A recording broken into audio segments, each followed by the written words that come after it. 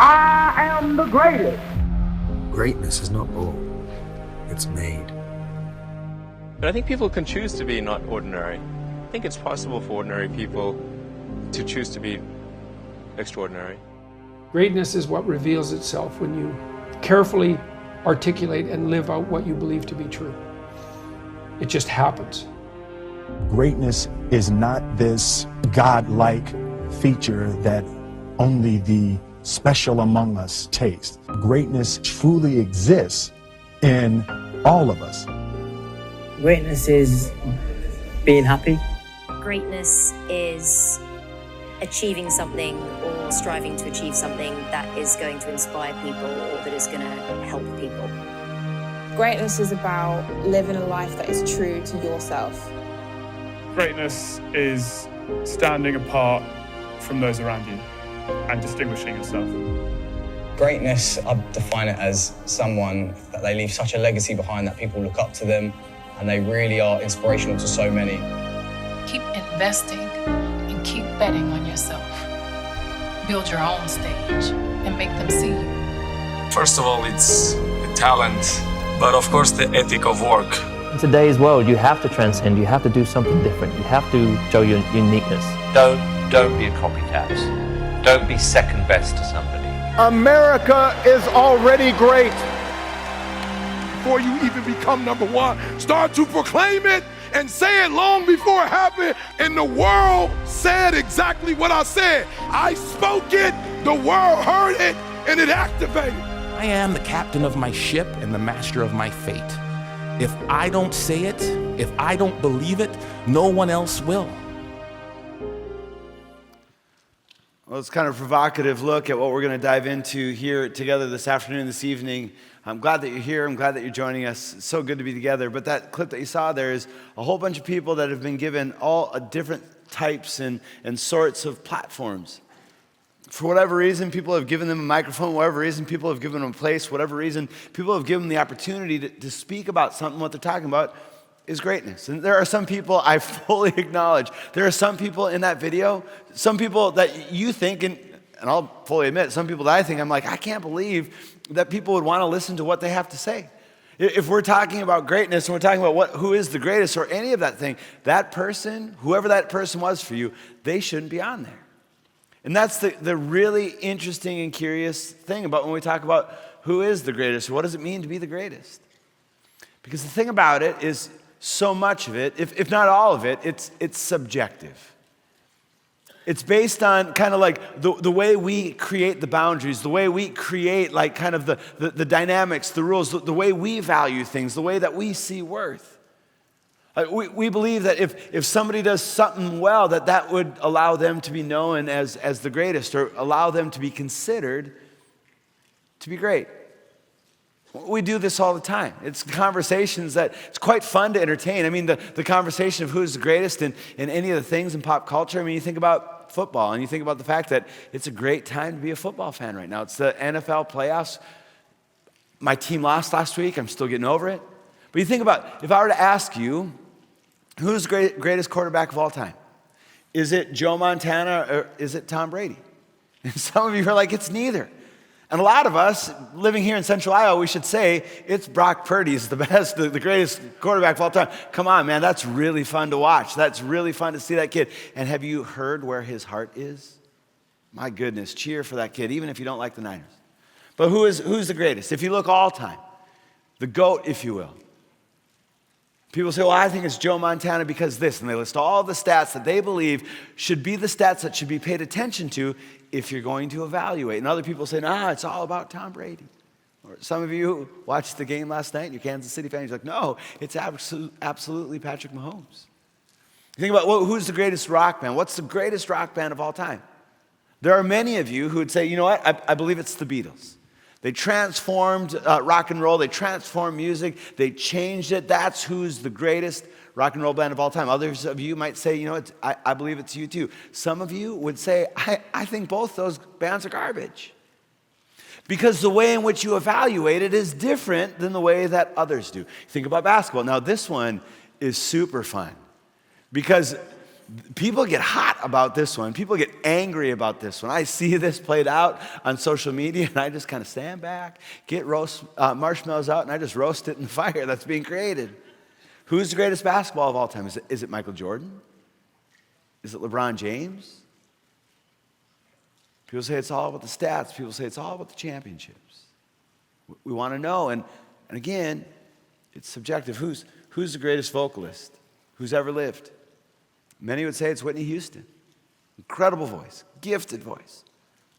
Sings like the angels, you'd say. Or some people would say, no, it's Mariah Carey. Her vocal range is unlike anybody who's ever sang before. And the thing about it is all of the ways in which we're gauging these things are based on things that are external. And so what happens in that, when we base them on things that are external, we can look at that and we can say, well, I don't have anything external that would ever allow me to be on any type of list, that would ever be able to be considered as anything that's great at all. I guess I don't count as much as these people. I think how tragic that is. And we forget sometimes actually who we are, and we forget what an incredible gift. Even if we don't totally recognize it, we forget what a gift that God's created us to be. A couple weeks ago, my parents called and they said that they'd been cleaning out their basement. They're redoing their basement, and so they had all of these bookshelves in their basement. My parents and I growing up, we were incredible. We read all of the time, so they had all of these books. My family, we're big readers, so my parents thought like maybe some of the books that they were going to get rid of, we would want them. And I really just think more than that. I think they just wanted to get rid of a bunch of junk. And they said, hey, why don't you take it? So they called and they said, hey, we have all of these books that we're going through, and some of them we think that you actually might like. And so we're going to bring them over. But it was really interesting. They said, we found one Mercer Mayer book. Now, I was a big Mercer Mayer fan. Some of you know the Mercer Mayer books, the Little Critter books. They're like probably early grade school age, maybe a little bit younger than that. I loved the Little Critters. Our kids, when they were little, they loved the Little Critter books. Mercer Mayer was our favorite. We read them so much, we literally wore through the books. But my mom said in all of these great works of literature, fiction, nonfiction that we had, she said we had one Mercer Mayer book, and Dad and I were wondering, why on earth did we keep this book? There must have been something about this book that would have caused us to keep it. And she said, and then we found out. So we're going to come over tomorrow, and we're going to see if you or your kids can figure out why it is that we thought that this book was one that was worth keeping. So they brought it over, and they handed it to my kids first, and my kids started to page through it, and quickly they realized what it was that made it kind of so special. I know, confidence was never something in short supply for me when I was like a second grader. Because it was like, this book belongs to, and I was certain that at some point, like centuries later, that people are going to be like, let's look at the great works of Jeremy Johnson. And I just very carefully, look at that penmanship. I don't write that well now. And so I write it down. I don't know what was going through my mind, but I'm like, Jeremy Johnson, the great. And then I thought to myself as I was looking at this, not about me, but about us. How much truth is actually in that? If I'm going to take an authentic look at who I am at the core, there is this reality that I have been created in the image of God, and second grade Jeremy knew something that 45-year-old Jeremy has forgotten. And maybe you've forgotten the same thing. We think about greatness, and we think about what it means to be great and what it means to have power and to influence. We think about all of these things, and we so quickly, we disqualify ourselves because we're measuring it by the wrong things. We just are. If I were to ask you, how do you measure greatness? How do so many of us, we would say, you know what, it's all about influence. It's a big thing, especially in a digital world. It's all about the influence that you have. Can you gain so many followers? If I have these followers, then my influence grows. Some of us, we would say, it's positional authority. That if I am able to elevate to a place where I have control over all of these people, then that's how I would measure it. Some of us would say it's looks, or it's fame, or it's some sort of talent. Some of us would say that it's wealth. And look, none of those things, not a single one of those things is bad. Absolutely not. And in fact, all of those things can be used, if used correctly, in a way that helps to change the world in incredibly powerful ways. But when we make those things the ends in and of themselves, we just really get off base. We lose our way. And this isn't something that's just reserved to 2023 or just the last decade or even the last generation. This is something that was going on during the time of Jesus. As we've been continuing to go on in this year that we're doing, the whole Holy Bible in the year, we're in this section in Matthew's Gospel where Jesus now has an incredible following. I mean, people are looking at him, people are hearing what he's saying, they're seeing what he's doing, and they realize that there's something about this person, this man, that's entirely different than anybody that they've ever come into contact with before. And so they're trying to figure out, how do I relate to him? And then what does that mean? How do I relate to others? Like maybe the closer that I get to him, the more impact I'll have on others. And so there are all of these things that are happening in this section of Matthew's Gospel, but this one that happened just before the Bible reading that was read just a few minutes ago, it stuck out to me this week. It's one of the things I love about going through God's Word. It's alive and it's active. And I've read through this section. I can't tell you how many times I've read through this section, Matthew chapter 20, and there was something that stood out to me this time, and maybe it's because it's the stage of life I'm in right now, that I have kids that are like middle school age kids. But when Jesus has this response that we'll get to in just a moment, where he says, you know, the greatest need to serve, they need to become like slaves, Jesus is responding to something. And there's a question that provoked his response. And it was two of his disciples, James and John. They're called the sons of Zebedee. It's actually their mom. Their mom literally brought James and John to Jesus. And she brings James and John to Jesus, and she goes before Jesus and says, hey, Jesus, can you make sure that in your kingdom that one of my sons gets to sit on your left and one of my sons gets to sit on your right? Because at the time of Jesus, when somebody would host a gathering of people, the ones who were given those places were the ones to have been considered the greatest. And maybe it hit me because it convicted me.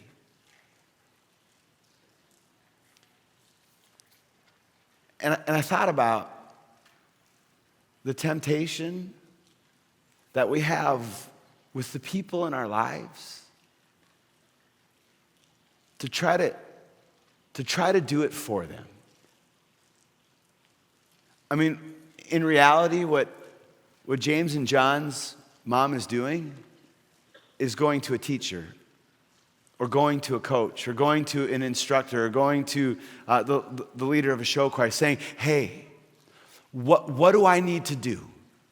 I want greatness for my kids. I want greatness for my sons. So what do I need to do to make sure that you can assure me that that's going to happen? I remember when I was teaching high school English.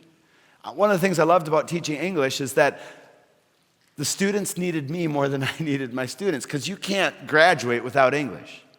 One of my colleagues, I taught sophomores and juniors, she taught seniors. So if you didn't pass her class, you weren't going to graduate. She was an incredible teacher, kind, the kids loved her, but there was a student that she was struggling with this particular year who he just wasn't doing his work. So early on in the year, she would talk to us other teachers about it, and she'd say, I can't motivate him. I can't motivate him. I keep trying to tell him, hey, if you don't do it, then you're not going to be able to graduate. Like, I want him to do well. So early on in the year, she called his parents and said, hey, if he doesn't do his work, if he doesn't start getting this thing figured out, he's not going to graduate. And okay. And he just never did it. And it was the second to last day of school. We were all in our office after school that day, and there was a knock on the door of the English office. And opened up the door, and there was this student with both of his parents.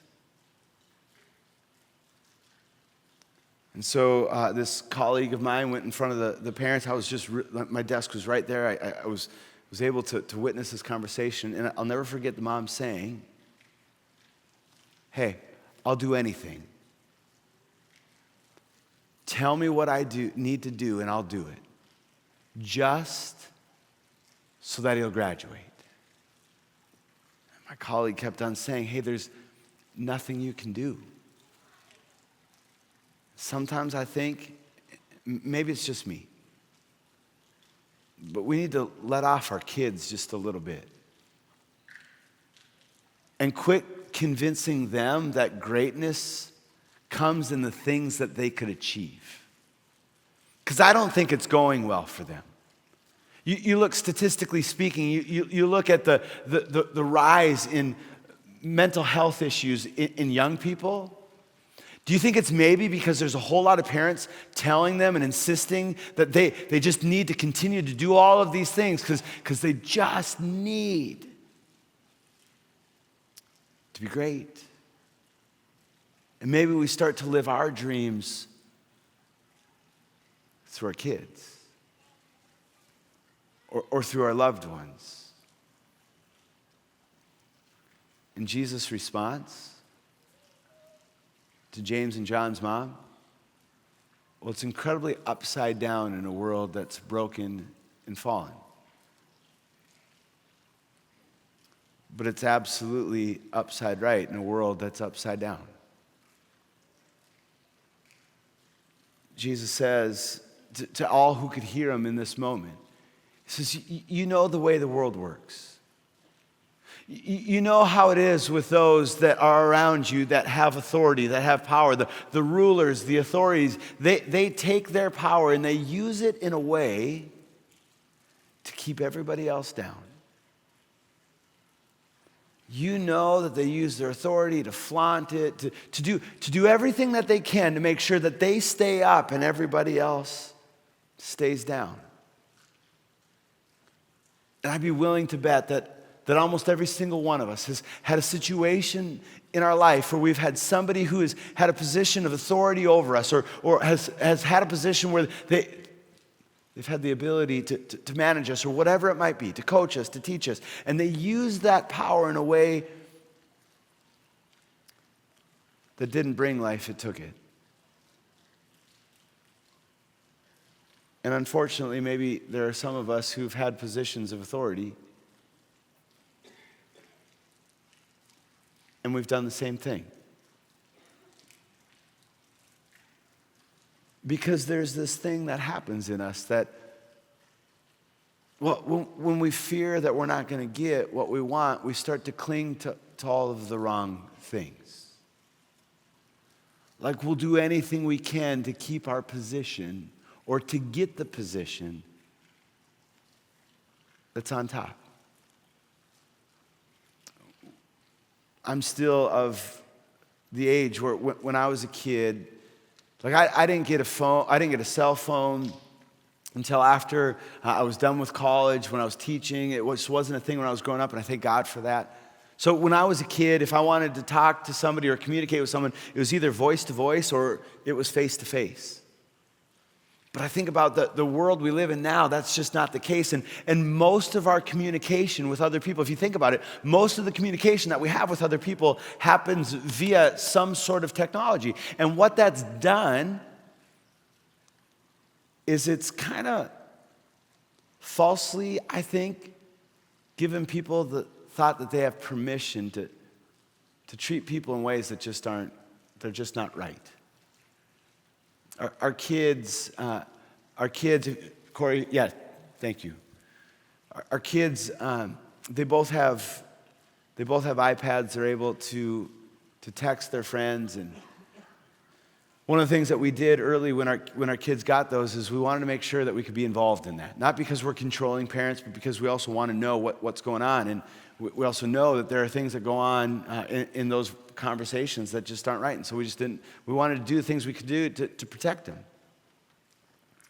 And so one of the things we do is we have this thing, it's called the Bark app. It's actually this app that you connect to their devices. So if there's anything that they're looking at or anything that comes across, even in a text conversation that's any way alarming, it sends an alert to both Bridget and to myself. And this thing is super, super sensitive.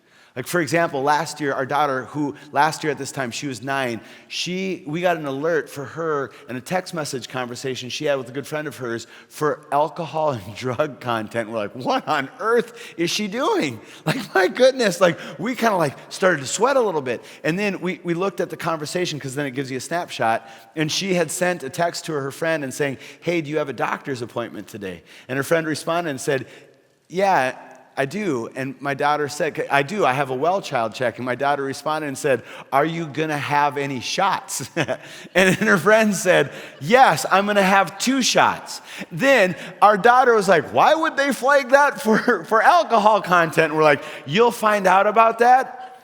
If you find out about that in less than 10 years, you're in trouble. Like, you're in big trouble. But super sensitive, but it's super helpful. And one of the other things that we do with our kids is we tell them at any given time when we want to, and we'll just do it randomly, we get your device and we get to go through the whole thing. And here's the kicker, with you sitting next to us.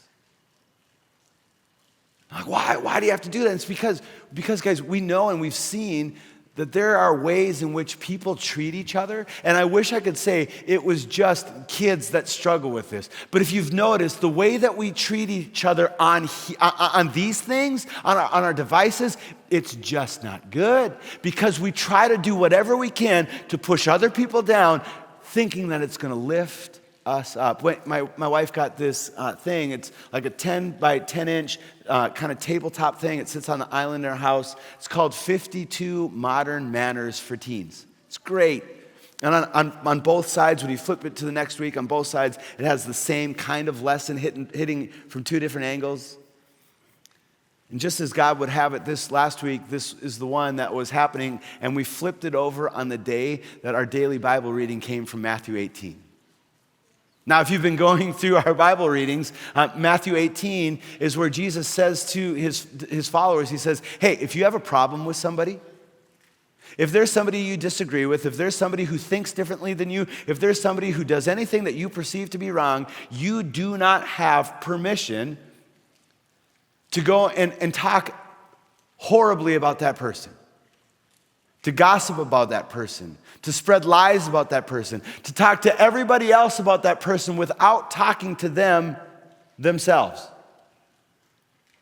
Jesus says you have one option, and that's take your grievance to them and have a conversation face to face. If you can't figure it out, then bring somebody in who can be a mediator. Now look, I know that there are some of you that have a conversation like that needs to be had, but you're not having it because it wouldn't be safe for you. If that's the case, let us know. We'll walk through that with you. But what you can't do, because there's this temptation in it that we think this is the thing that we can cling to that's going to allow us to get us ahead. Why did we start thinking about like that? So this thing that we have is, it's just fascinating. It was just so timely. It says, don't share hurtful things. Should we just stop there? Think of any of our behaviors online. Have you gone through Twitter lately? Don't share hurtful things. Just don't. Sharing a screenshot of an unkind text or retelling something rude that you heard about a person is not being a good friend. Even if your intentions are good, sharing hurtful things causes pain to everyone involved. To that person, to you, and to everybody else that you involve. And puts you in the middle of the drama. If it's hurtful, don't share it. Don't repeat it.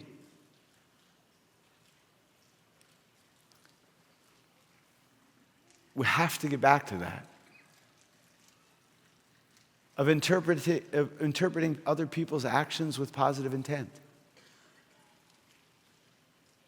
Jesus responds to all of this and he says, you know what? The way of the world, it's gotten upside down, but with you, it's going to be different.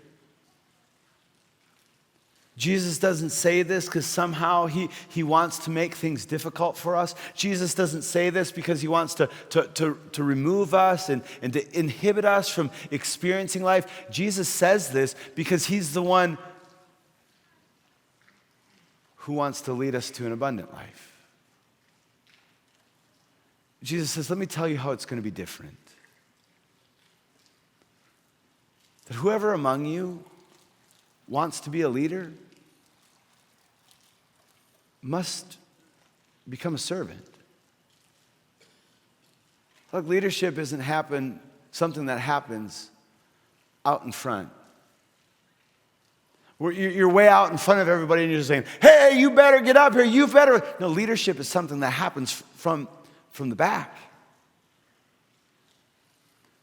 Think about the greatest people, the most influential people that have been a part of your life. Were they the ones that yelled and screamed and told you all the things that you weren't? Or were they the ones who came alongside of you and told you and reminded you of who you are? And whoever wants to be first among you must become your slave. It's going to be different. Jesus, it's in John's gospel, Jesus is going to gather with his disciples, the 12 disciples that he had called who had left everything to follow him. And he's going to have his very final time, this side of heaven, his very final time where he's going to be able to have this experience with them. And so he gathers them together in an upper room, and as they all get into the room, Jesus does something very, very interesting. They all get there, and Jesus takes off his outer garment. He takes a towel, he takes a basin of water, and he begins to stoop down because he's going to wash their feet. And what he's doing in this moment is so offensive that they literally stop him. They're like, Jesus, don't reduce yourself to that, Jesus. Don't you know who you've claimed to be? Don't you know who people think that you are? And if you do something like that, what's everybody going to think? And Jesus says, no, this is the way it's going to be. I'm showing you a new way. I'm showing you what it means to be somebody of influence. I'm showing you what it means to be somebody who's created in my image, who sees the needs in others and does whatever you can to meet them. For the Son of Man didn't come to be served, but to serve and to give his life as a ransom for many. You know what a ransom is. I mean, if you've watched any TV shows or movies in the last, I don't know how many decades. So what's a ransom? A ransom is a price that you pay to purchase a person's freedom. Jesus says the Son of Man didn't come in the world to be served, but to love the world in a way that was going to purchase their freedom. It's about love. It's about a love that isn't based on emotion. It's about a love that's based on action. And it's the love that Jesus calls anybody who's going to follow him to do, wherever it is that you are. It's one, sometimes, of the most difficult things that there is to do, but it's actually the most opportunistic and the most available. And in the right mindset, it's the easiest thing to do. Because wherever you live, you have a chance to love.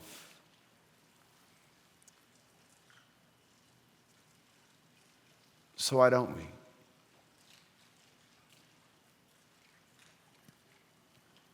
What do we think we're going to lose if we do? I'm just curious.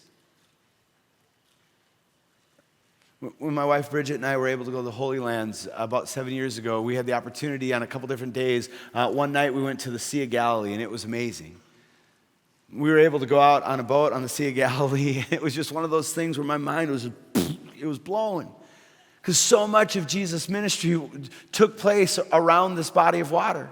I mean, it was on the Sea of Galilee. When we're on this boat on the Sea of Galilee, I kept thinking to myself, I wonder where it was. Because it's not that big. I wonder where it was where he was walking on the water. And I kept on saying, I wonder if here was the place. Or I wonder if this was the place. And finally, Bridget's like, could you just be quiet? It was somewhere. It was somewhere. We know it was somewhere. The Sea of Galilee was the place where most of Jesus' disciples, who were fishermen, they made their living because it was full of life. Sea of Galilee is the place where Peter wasn't catching fish one day, and Jesus says, hey, Peter, throw your nets off onto the other side. And the catch that came was so great that it nearly capsized the boat. The Sea of Galilee is absolutely full. Just a couple days later, we were able to go to the Dead Sea. And if the Sea of Galilee is absolutely full, the Dead Sea, appropriately named, is absolutely empty. Nothing can live there. And one of the fascinating things about these two bodies of water is that they share the same source. Not bananas. They are fed. Think about this.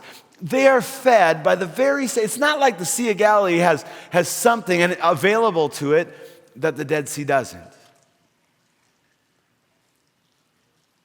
So how are they different? Well, everything that pours into the Sea of Galilee pours out.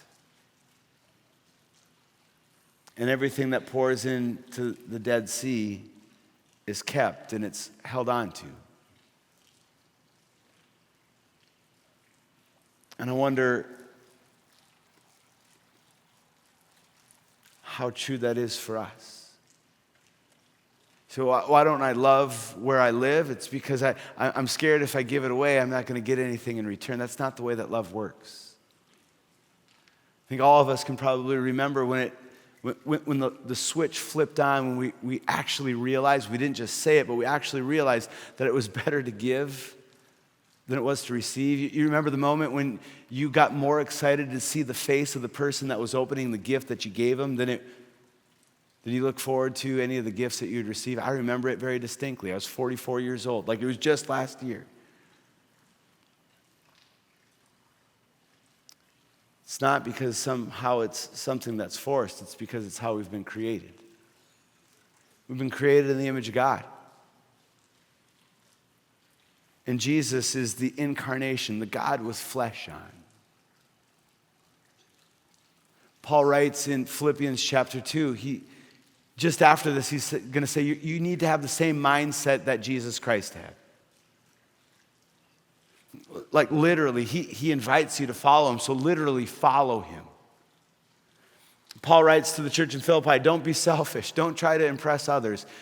There's no life there. But be humble. Humility is something that's powerful, isn't it? If you come across somebody who you look up to them, and then you finally have the opportunity to interact with that person, you're just struck by how down to earth and how humble and isn't that refreshing? Be humble, thinking of others as better than yourselves. Don't look out only for your own interests, but take an interest in others too. He writes it this way in Romans chapter 12. Paul says, don't just pretend to love other people. Actually love them. Like love in a way that's experienced, it's not just heard. Love in a way that is not protected by your agenda. Love in a way that isn't bound by conditions or rules. Love in a way that doesn't help you, but it helps others. Because love, by definition, love is generous. Love moves. Love does things. Love reaches out into the places that are void and fills it, fills them. There's a woman by the name of Jackie Pollinger, and Jackie Pollinger, when she was 21 years old, she started to recognize and realize the incredible cost that came when Jesus gave his life for her. Started to realize how powerful the love and grace of God truly is. And so it moved her. It moved her to respond. It moved her to radical acts of generosity. And so Jackie Pollinger, she set sail on a boat, not knowing where she was going to go, but she wanted to go to a place where people were in desperate need. And she found herself in a place called the Walled City, right outside of Hong Kong. It was a place that was literally thought to have been impenetrable. In a very small area, something like a square mile, it housed over 50,000 people. There was no government in this walled city. There was no law in this walled city. There was no municipalities. So just people talked about the fact that it was just dark.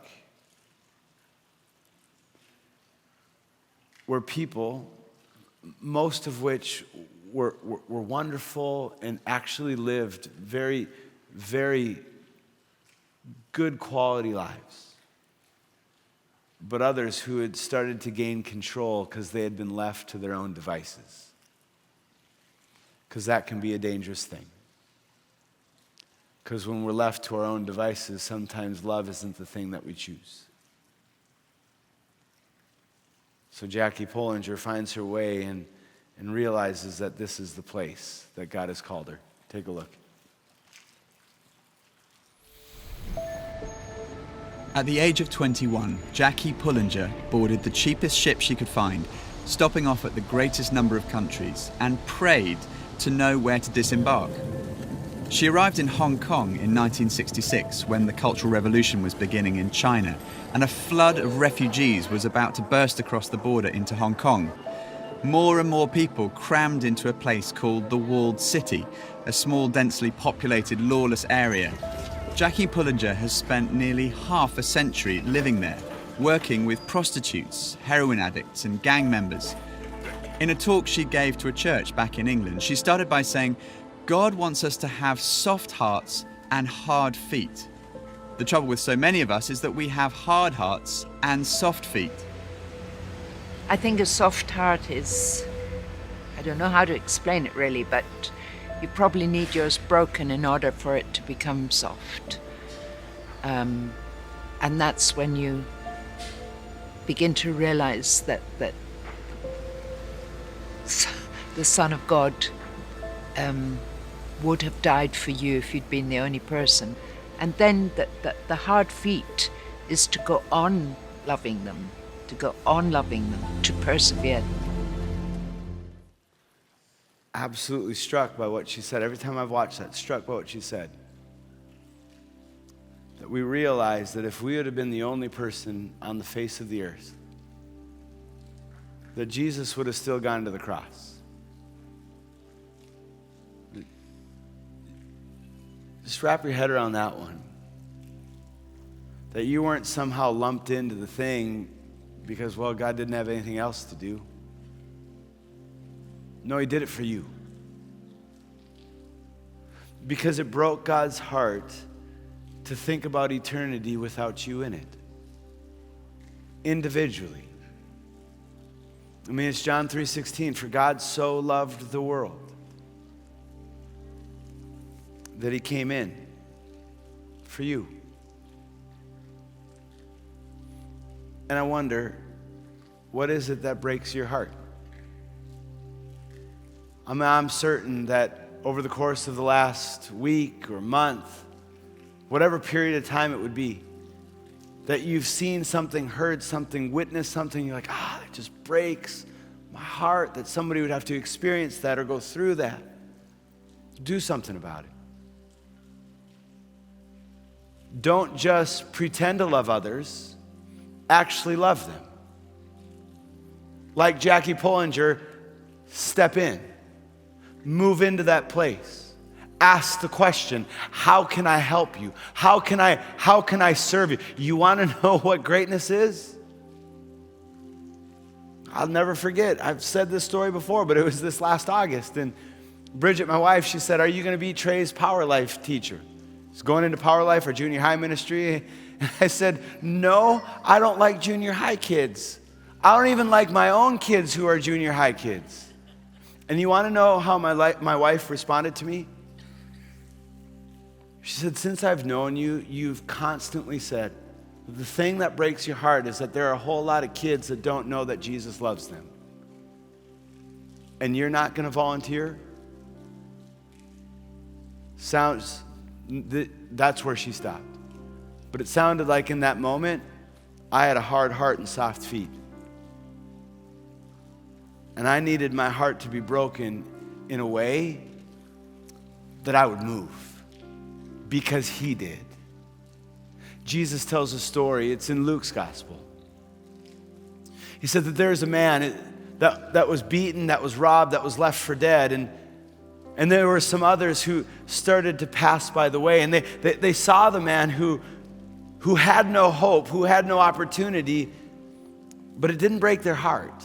I don't know why they didn't stop and help this man, but they didn't. And then Jesus says, but then there was a Samaritan, a despised Samaritan, who sees the man lying there and realizes that if he doesn't do something, maybe nobody will. Who knows?